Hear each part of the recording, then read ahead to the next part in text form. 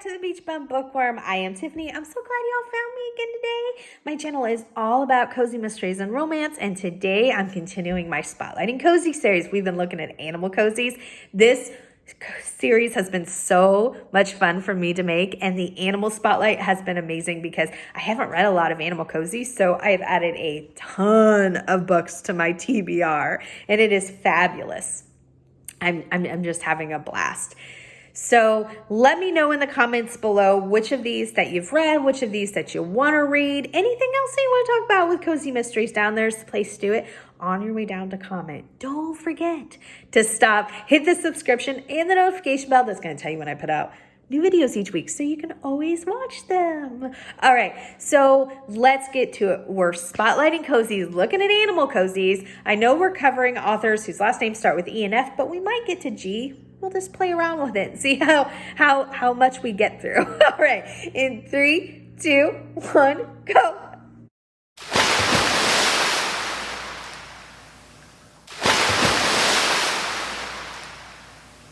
Before we get into that, I have a few announcements. I figured this would be the video to do it in because it's kind of cozy mystery related. So I have some things coming up, more author interviews. I'm having so much fun with those. Oh my gosh. Cozy mystery authors might be the nicest people I've ever met. They are fabulous, honestly. So this Saturday coming up, March 20th at 1 p.m. Eastern Standard Time, I am interviewing Maggie Toussaint. I hope I'm saying the name right. She writes the Seafood Capers mystery series, the Dreamwalker series, and the Mossy Bog series, and several standalones.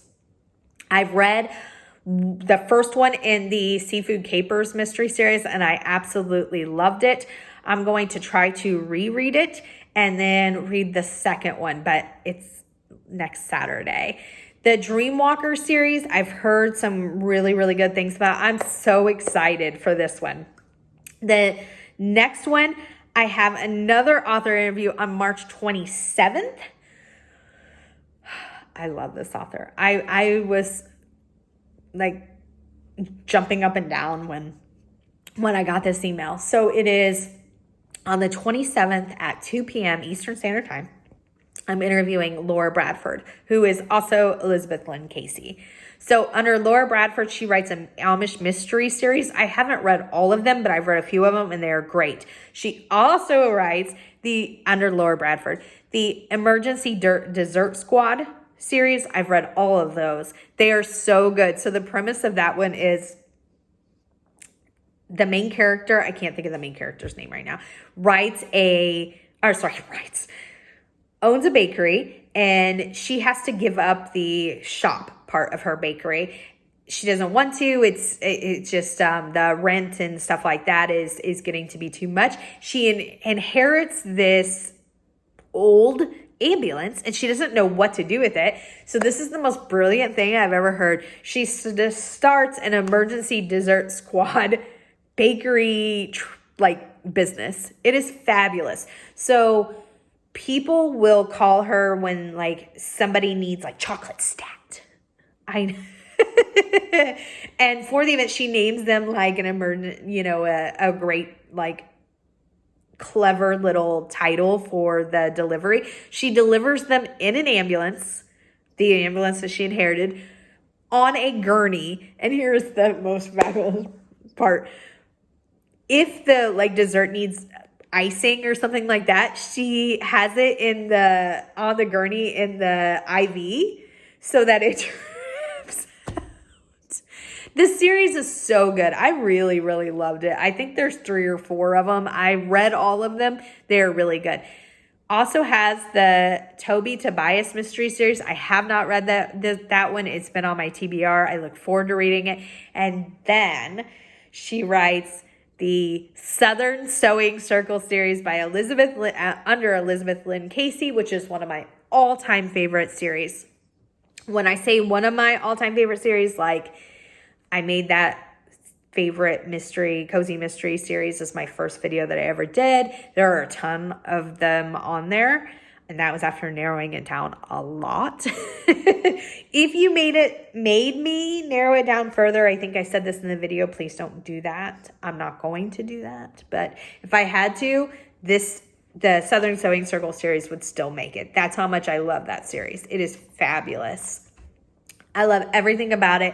Y'all know about my older characters, and the main character Tori is a librarian. It is just amazing. The town Sweetbriar is so great.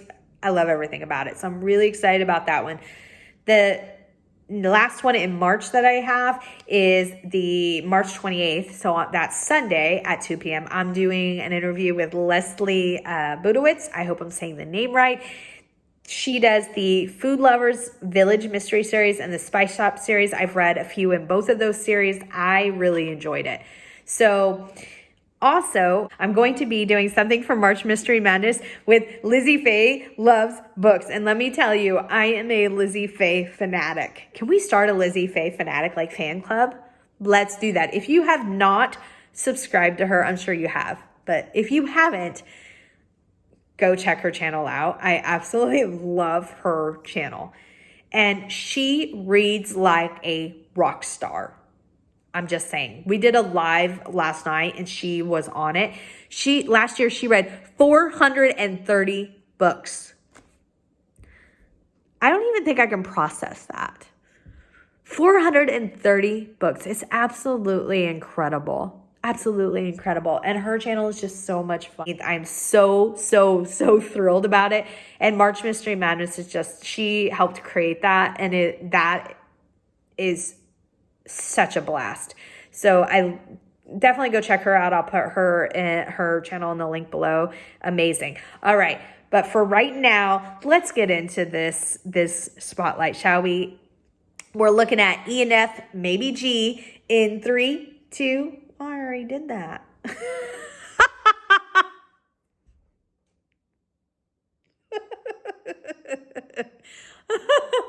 Oh gosh. The first animal cozy is the Darcy Sweet Mystery Series by K.G. Emmerich. The first book is called Death Comes to Town. It's right here. Sorry. The main character is Darcy Sweet. She is the owner of Sweet Read Bookstore. Love it. This also features her psychic cat, Smudge, and the ghost of her great Aunt Millie.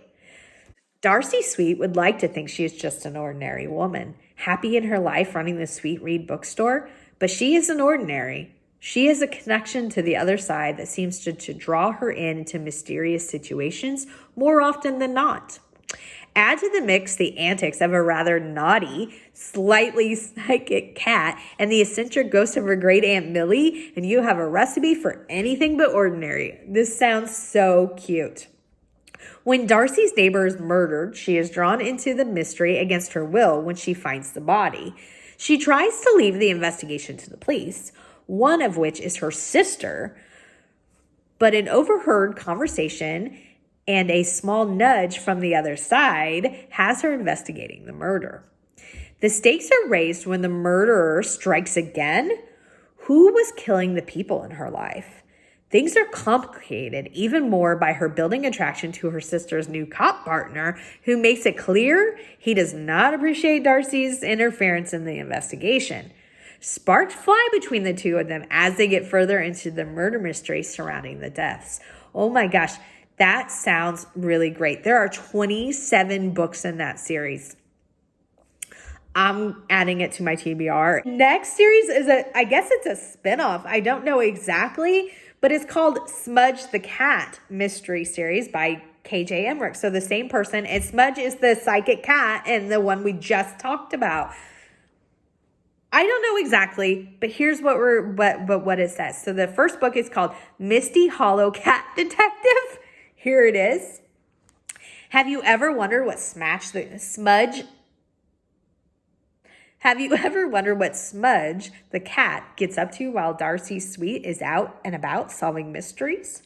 Well, it seems he is Misty Hollow's one and only mystery-solving cat detective. Here are just a few of his stories. The letter. When Smudge's friend Twisty Paws comes to help him him for help, he can't say no to the beautiful girl cat he has a major crush on.